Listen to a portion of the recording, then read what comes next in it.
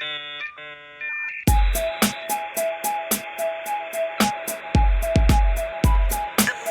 technology, the CD-ROM computer. This is a multimedia system. Well, good afternoon, everyone, and thank you so much for tuning in to today's discussion. We are going to be discovering all about privacy in Canada today, and we're going to take a bit of an upbeat tone on the subject. And usually we're complaining about the laws not passing or passing, or the many different challenges. But I think that today is going to be a refreshing conversation about embracing the opportunities and just navigating through some of the wrenches that are coming our way in the industry. Before we get started, I wanted to give a thank you to our elite corporate sponsors, Globe Media Group, Google, Roku, Snapchat, and the Trade Desk. And of course, today we're featuring Environics, and one of my favorite media leaders of all time is here to speak with us. It's Jan Kestle, who is the president of Environics. And one of the things that I love about speaking with Jan is the fact that Jan got the memo about privacy quite a long time ago, when this was just really bubbling under as a conversation that was not too popular. And so working behind the scenes on solutions and getting to the bottom of, what does privacy by design look like? Jan has been there the whole way. So Jan, I'm going to hand it over to you. Welcome to the discussion this afternoon, and I'm so grateful for you spending the time with us. I wanted to give you a couple of minutes just to introduce yourself and talk a little bit about Environics and what's happening there, and then we can kick off a great conversation about privacy. Well, thanks, Sonia. It's a pleasure to be here. We've really been happy to partner and work more closely with the IAB in the last couple of years, and to be a sponsor of the work that you do, because it's so important to bring the work that we're doing around customer insights, location intelligence, media planning, kind of across that great divide about how we take great research and information and insight and actually put it into practice. And who better to collaborate and learn from on that than the IAB? I chuckled a bit there when you said your favorite media leader. I think, in my decades of us being a statistician and leading data and analytics organizations, I've always found the media side kind of a mystery. So I have a lot of good support and a lot of people helping me understand, including the industry leaders. But how we translate what we do with data into actual actionable insights that we can, I'm going to use the word action like 10 times in the same sentence, but we can go and take action of it against, and then actually measure what's working and what's not working is the most exciting part. In terms of what's happening at Environics Analytics, I guess people know us as the providers of great third-party data, and for decades we've produced demographics and behavioral data and media data and the Prism segmentation system and our wealth data. It's widely used by brands. About 80% of our business is directly with businesses, but in the last few years we've also started to work with agencies and platforms so that the data that we produce to help people understand their customers can be available to the actual activation and measurement side. But we continue to constantly update that data and produce new data. We've been working with big data. So we work with what's called human movement data to understand, where people go through the day and who drives by the Costco to go to the Walmart, or who is, spending more time at home and going back to work. So all of that big data can help with insights as well.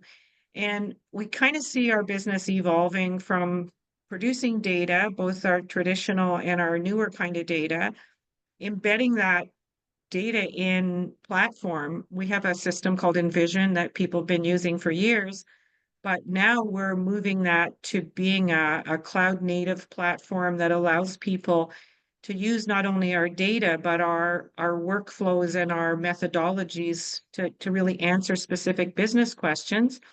And then finally, we've been looking at how to connect that data and insight and methodology, that's really our specialty, out there into the ad tech world.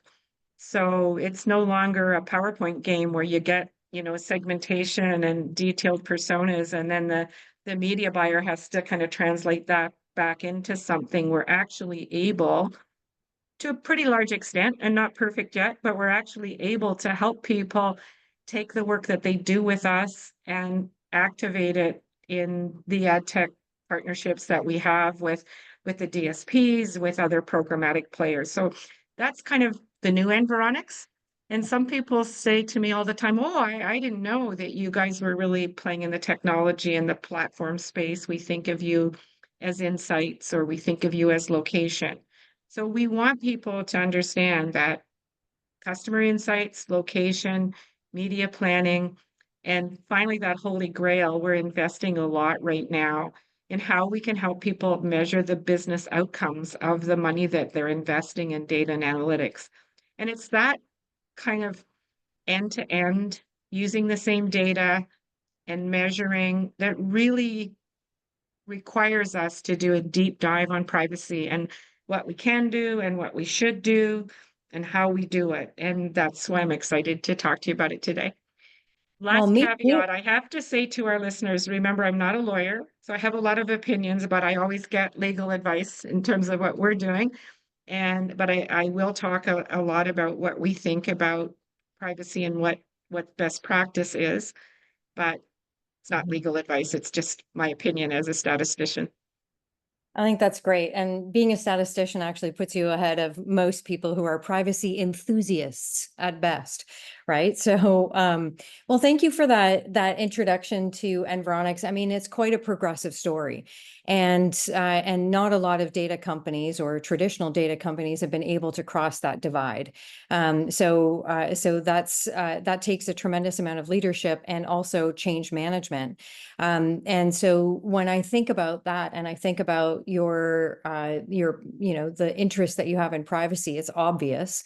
And I think that, recently you had an event in Toronto. It was your user conference where you were talking about the fact that privacy in this, in the advertising game, or in most games, has to come from the top down. It's something that needs to be led from the top, and it's certainly obviously your approach.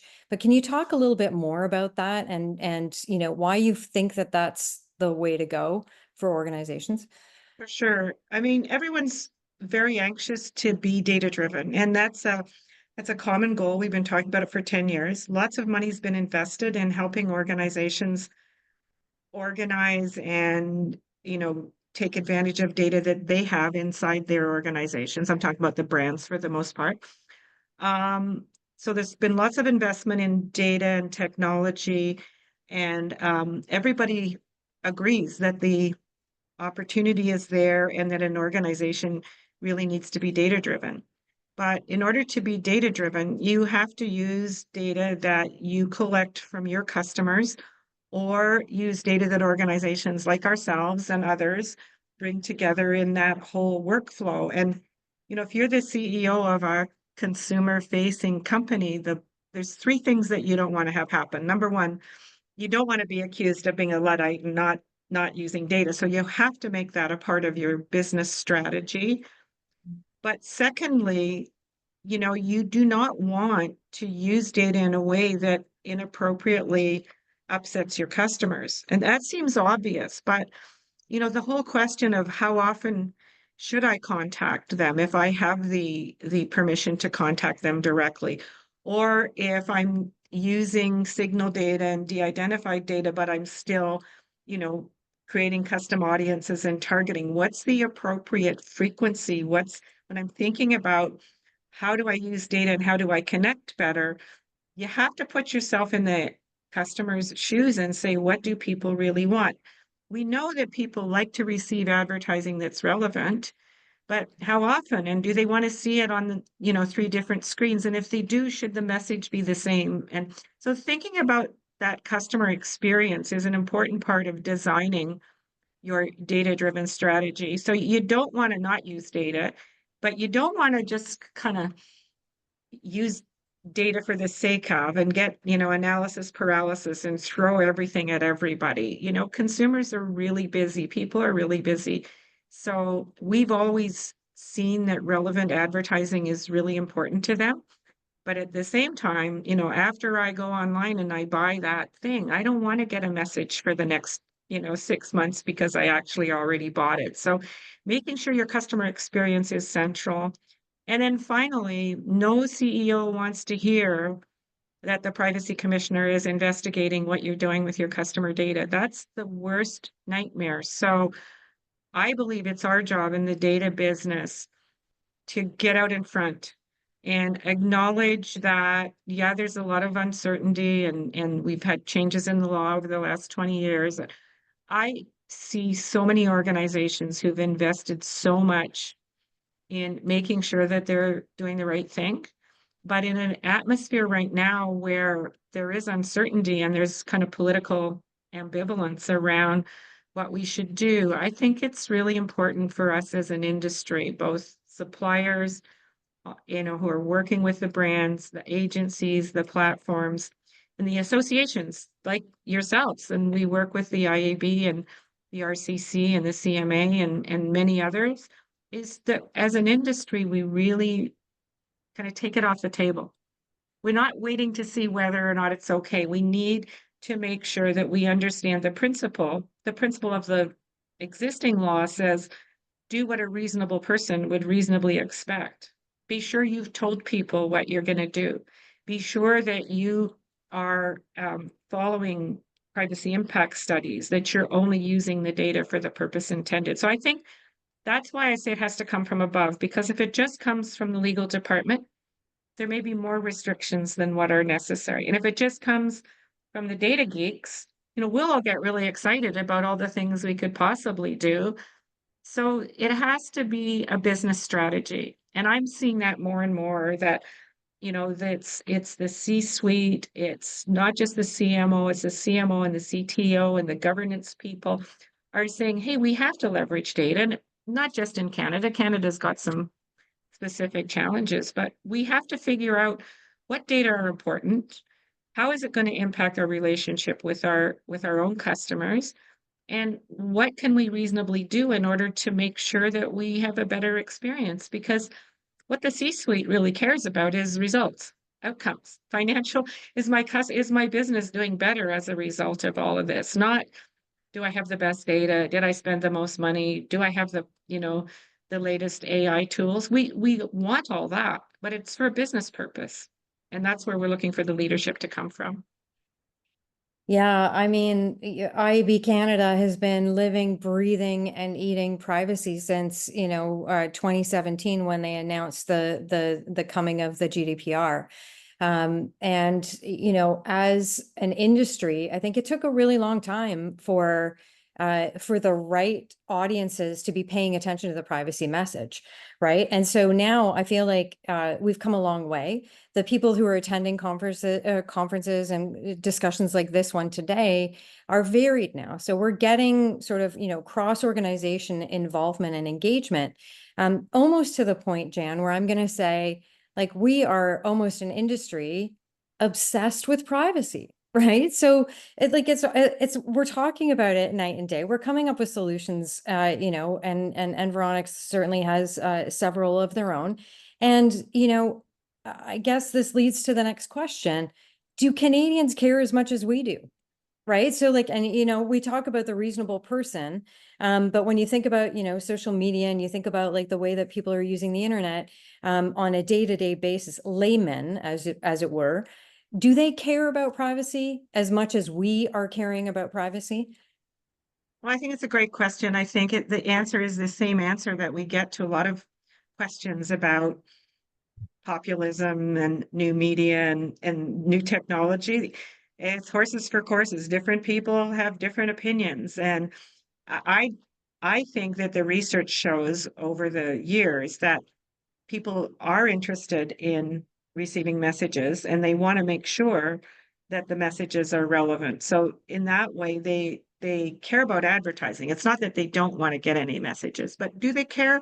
I think they do. I think there's sort of some popular myths that, well, young people don't care. They post everything on social media. Actually, the truth is they know how to control who gets to see their stuff and who doesn't. Maybe some older generations didn't, and they thought, oh, well, everything's just out there.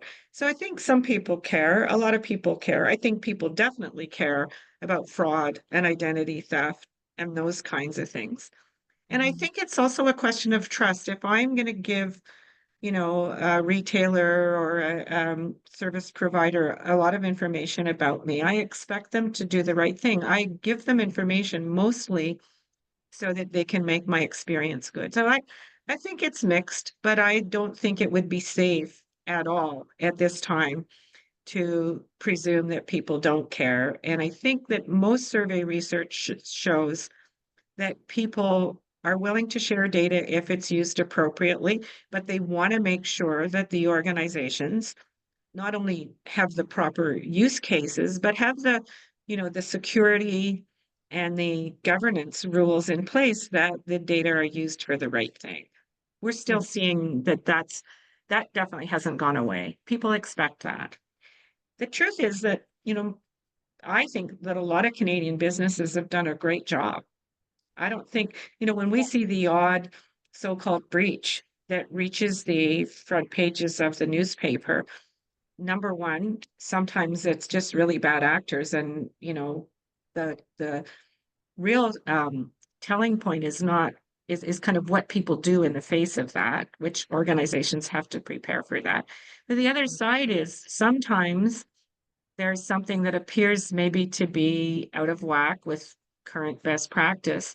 And then there's an investigation and it's like, well, it was really close to the edge and it wasn't really over the line, but we need to do it differently. So I think that people do care, but I think businesses care. And I think one of the biggest challenges in Canada is that we have had legislation pending for quite a long time. And everyone's got a different idea about where that's going to end up and what it's going to be like.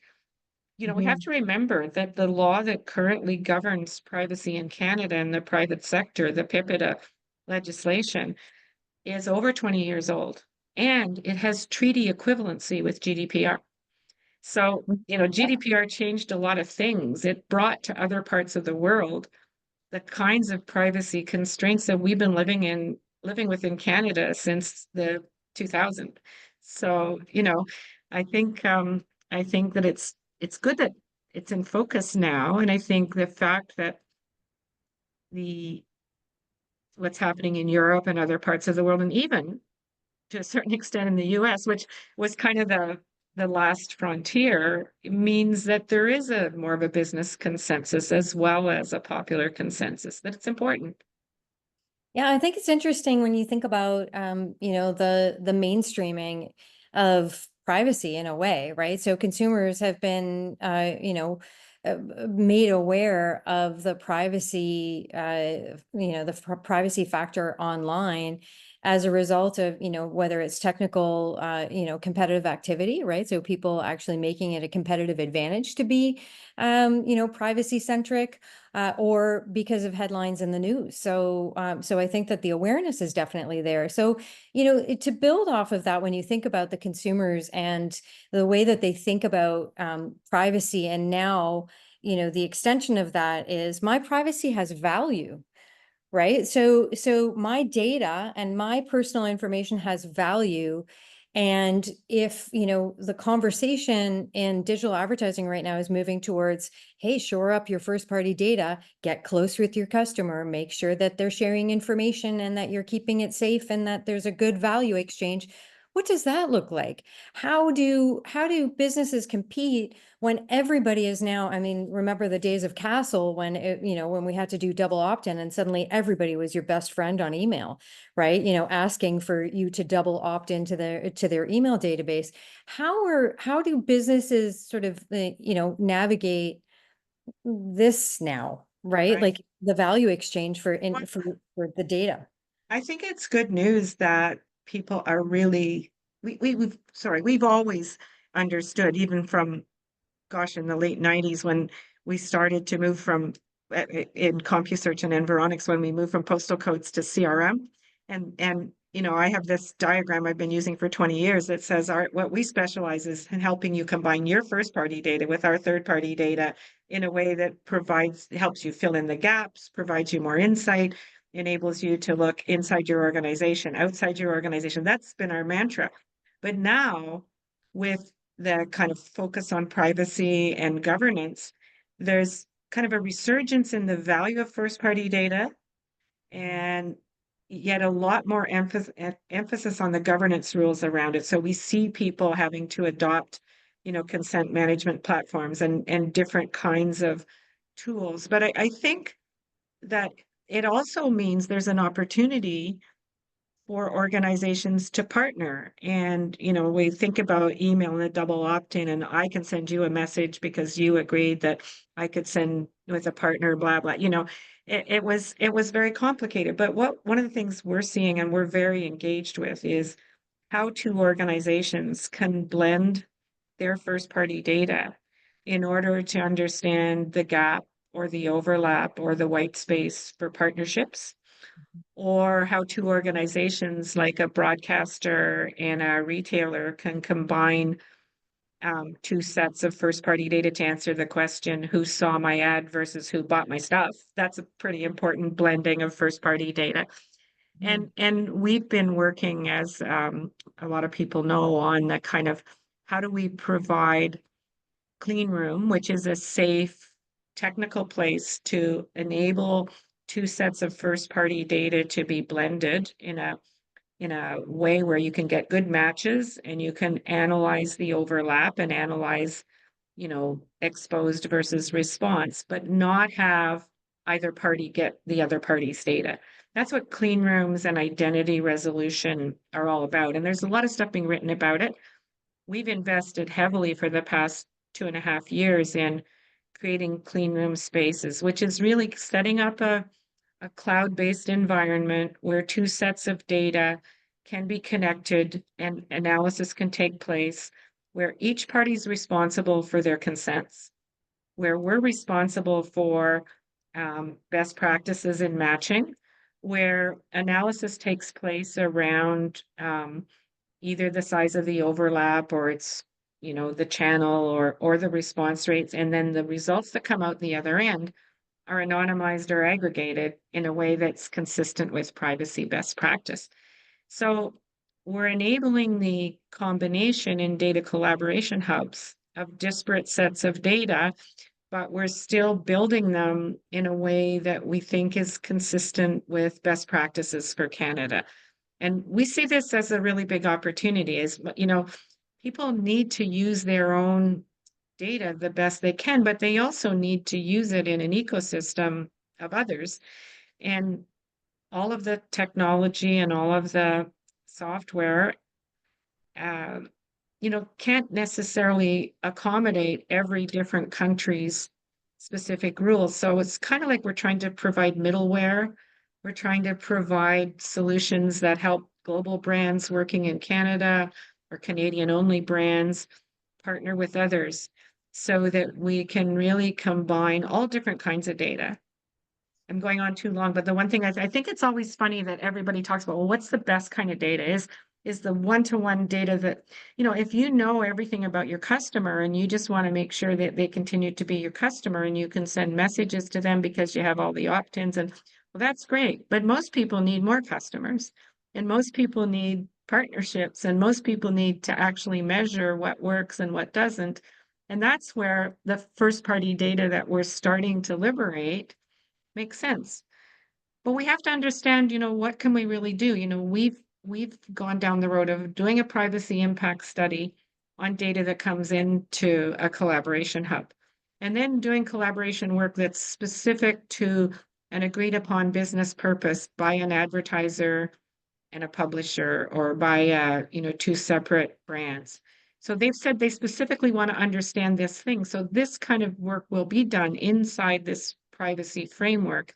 And then data will come out the other end. And if it's necessary that those data be anonymized and aggregated, we will submit that whole process to a test of whether or not you could reasonably re-identify an individual. That's part of privacy by design. But if you have have combined two sets of data and the permissions are there, and that organization can go ahead and retarget, then you do that. So the devil's in the detail, and what we need is a governance layer and a statistical layer and a delivery mechanism that allows the different kinds of data to be used for different things. And that gets pretty complex from a technology point of view. Finally, everybody is envious of being a statistician. Um, in our field at least. So, you know, while you were talking about this, there was a question that popped up around the GDPR and legitimate interest, the bane of our existence right now. You know, and the fact that clean rooms are operating under, you know, whether or not clean rooms operate under legitimate interest.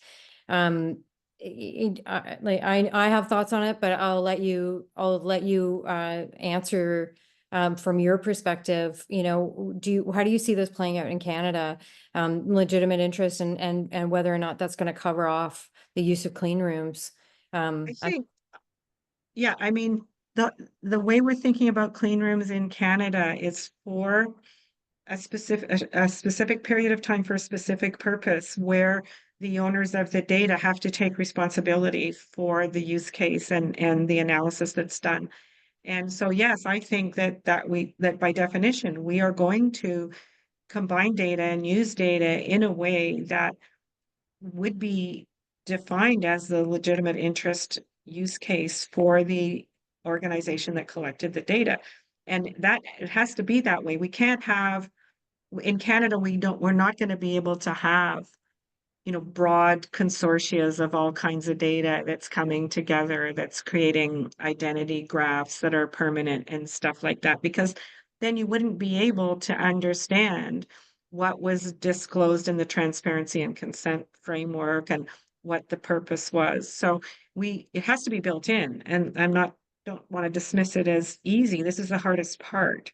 But what we're investing in, and we partnered with a global player called LiveRamp that all over the world builds clean rooms and also helps with identity resolution, which basically means understanding that these eyeballs and those eyeballs are the same person, right?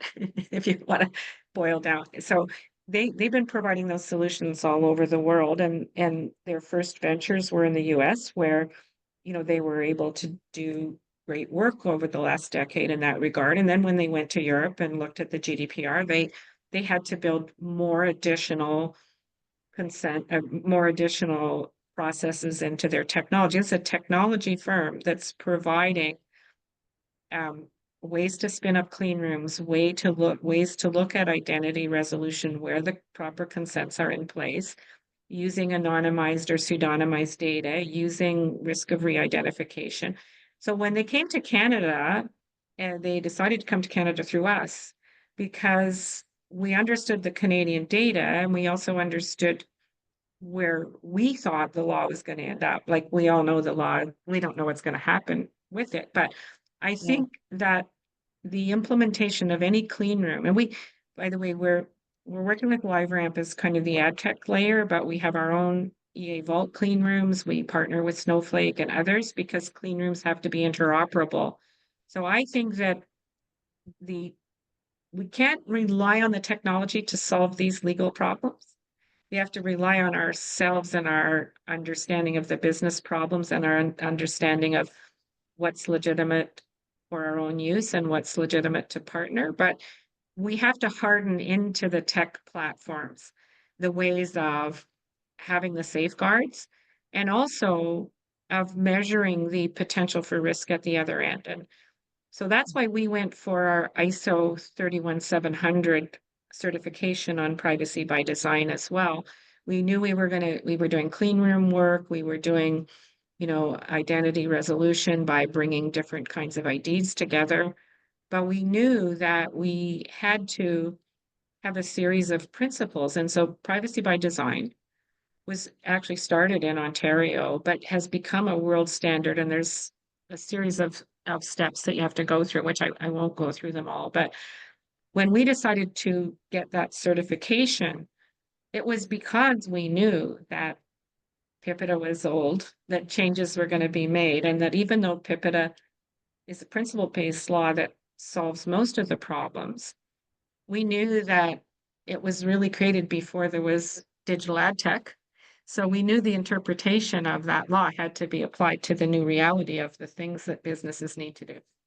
And we went through the certification, and just before we were finished getting our kind of industry certification, ISO came out with an even higher standard. And one of the key things that was brought to our attention in looking at that standard was not only do you, when you're using data that might be pseudonymized or you're aggregating data so that it's anonymized, you also have to really make sure not only that there's extremely low or no risk of re-identification, but take it even further and make sure there's no perception that you're identifying information about individuals.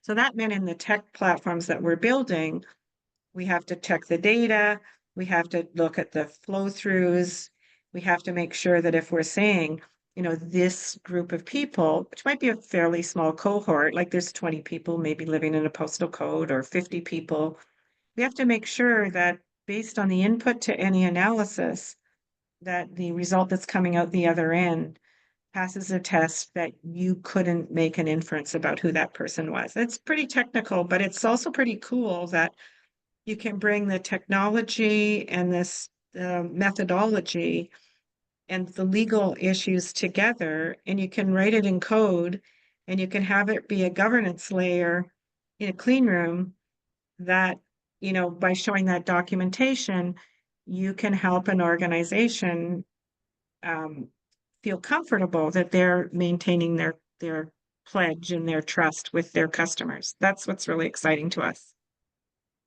Yeah, I think what's really, I've used this phrase a couple of times now, as we kind of, muddle through privacy developments in Canada.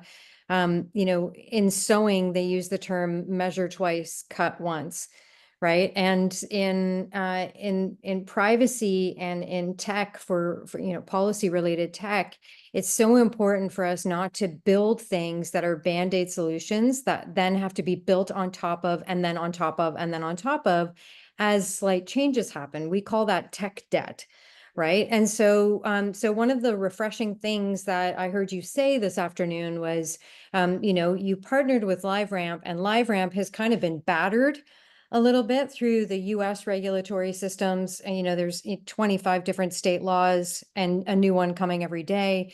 There's the GDPR, and then there's the upcoming CPPA or C27 if it passes.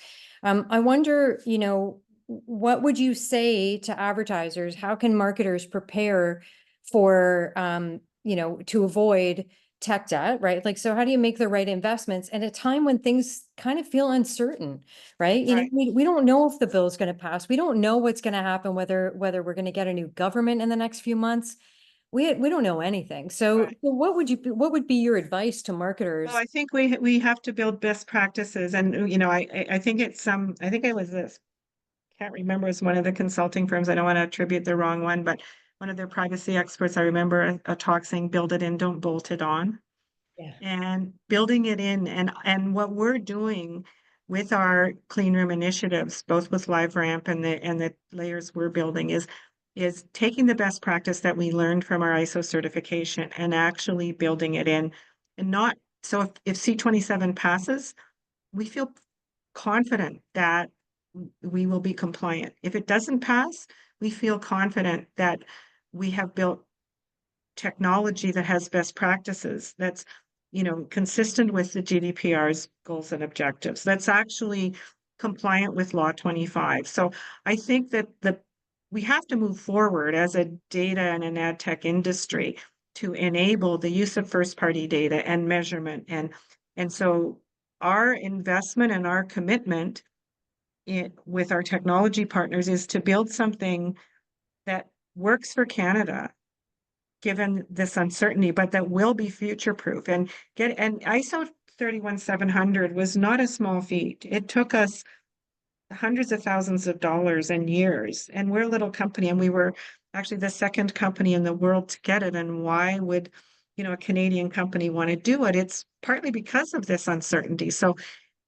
I'm not going to say we've solved it 100%, but I believe we've done everything possible to understand where we're going to end up, to understand what the different arguments are within the law, and to build technology that's going to enable people to use their first party data and use it for activation and measurement in a way that it's going to provide them really good outcomes measurement and that they're not going to be in violation. I think that's where we're at right now. Canada's not an island. It's interesting for me over the years, I've built partnerships with data partners and technology firms for the last 30 years. And it's always interesting. Some people view Canada as part of international. And that's great because, in the US, they do things so differently and Canada's special and blah, blah, blah. Other people consider Canada part of North America. And, oh, well, you can't do that because, Canada's different. The reality is, and we really benefited from this in our partnership with LiveRam. They understood that what they were doing in the US wasn't going to work in Canada. They had the intervening experience of looking at Europe, but then they understood that Canada wasn't necessarily exactly like Europe either. And so the partnership where they relied on a data firm in Canada to bring the governance layer, but still, we're not going to build a whole ad tech system that's just Canadian. I mean, have to be a crazy raving nationalist to think that we can service our needs in Canada without understanding that the holdcos have to have a part of it. And even though, we have banks and telecoms that are Canadian only, we have car companies and CPG companies and retailers that need global systems. So putting together the best technology around the world, even though it might not work perfectly in Canada, but adjusting it so that it's got the necessary controls. I think that we have a big opportunity over the next 5 years. We can't sit and wait and see what's going to happen. We have to, invest in best practices. The industry has to work together, both the technology and the analytics firms and the platforms.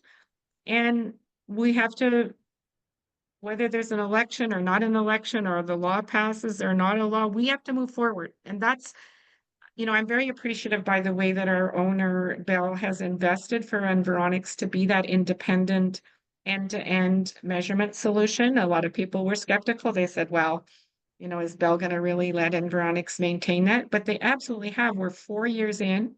They've invested in our ability to measure outcomes, and they've invested in our privacy strategy and our governance, implementation so that we can bring this along with other partners to the Canadian marketplace. And we're super excited about our opportunity to do that. Well, that's amazing. Before I open it up to questions, I did have sort of another probe just to see, I think that most people, that are, I guess, in the solutions space for privacy, believe in this, are working really hard 24/7 to make sure that the industry keeps its lights on. What do you hear from like the marketers or for the buy side? Do you think that there's uptick? Do you think that there's enough adoption? Do you think the industry is moving fast enough to take advantage of some of these best practices, or would you like to see it move faster? Well, we all would like to see it move faster, but these are big decisions. We're coming out of a tough time. So I know when we launched our kind of heightened clean room identity resolution outcomes measurement program in April, we immediately heard from over 100 organizations, and I'm talking, actual brands and advertisers who said, we need to hear more about this.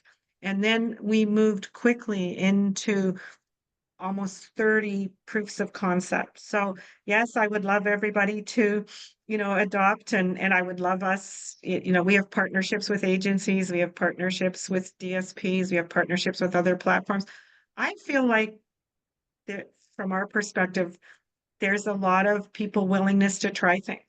And yeah, the solution isn't going to be perfect, but we fine tune it, and with the community of the coalition of the willing, or the consortium of the willing, Mhm.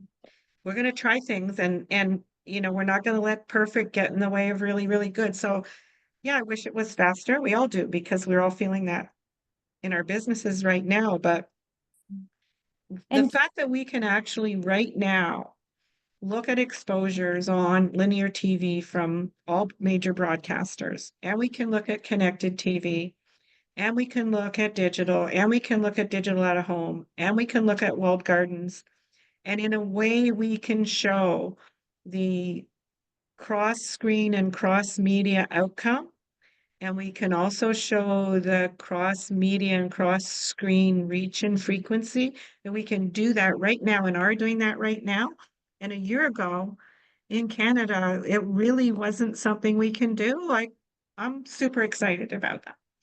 that's really cool. And like, sorry, I keep saying, I keep trying to wind down, but there's always more. It's like the hiccups, but like, earlier you mentioned that, a big part of your service or a big part of the benefit of engaging with a platform like Environics and LiveRamp is that you can fill the gaps. Right. And so, when I hear you talking about this great opportunity, and it sounds like it's full service. It sounds like you're going to hold hands and take people through this process, especially if they're interested in, learning more. What would you say to an organization who is a little self-conscious and feeling like they don't have enough data to play with? Yeah. We've always had this at Environics Analytics, whether we're talking about, collaboration or, we've serviced big and small customers in our whole 20 years. People say to me, well, if I want to try something, I want to do some collaboration. Is there a $15,000 option or is it $1 million option?